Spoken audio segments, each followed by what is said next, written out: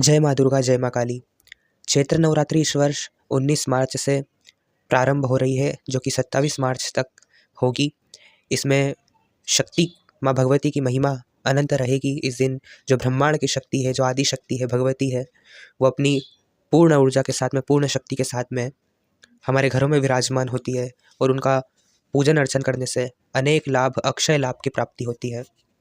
तो इसी चैत्र नवरात्रि की महिमा है।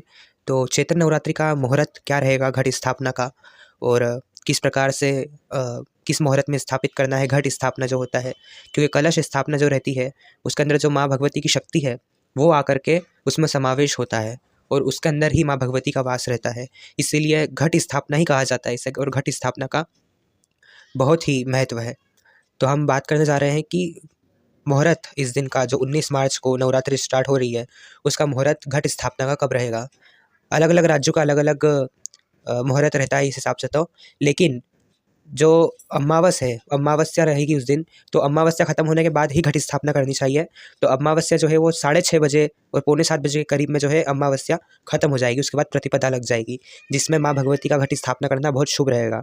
तो जो मुहूर्त सुबह सुबह का है, जिन्हें सुबह सुबह टाइम मिलता है घट स्थापना करने का, वे लोग 6:55 से लेके तो 8 बजे तक में कभी भी घट स्थापना कर सकते हैं। जो कलश की स्थापना है वो कर सकते हैं।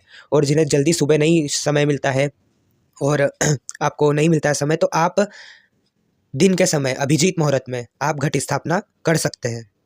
अभिजीत मुहूर्त जो रहेगा वो 11:55 से लेकर के तो 1 बजे तक के बीच में रहेगा। तो आप इस बीच में अभिजीत मुहूर्त के अंदर अंदर आप कर सकते हैं माँ भगवती की घट स्थापना, कलश स्थापना। इसके बाद भी अगर आप पंचांग में या फिर आपके जो आचार्य है उनके पास में मुहूर्त हो तो आप उसके अलावा कर सकते हैं, परंतु ये 2 मुहूर्त बहुत विशेष रहेंगे और इन्हीं में अगर हम घट स्थापना करें तो बहुत अच्छा रहेगा। एक जो है वो सुबह 6:55 से लेके तो 8 बजे तक का जो अर्ली मॉर्निंग होगा, जल्दी होगा अगर आप कर सके तो।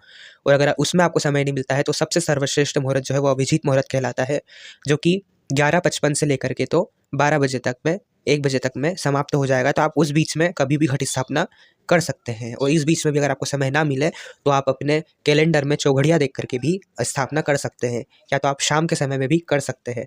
जैसा आप कहें, आप अपने आचार्यों को पूछ करके, अगर आपको समय ना हो इन 2 मुहूर्त पर स्थापना करने का, तो आप उसमें भी स्थापित कर सकते हैं घट स्थापना।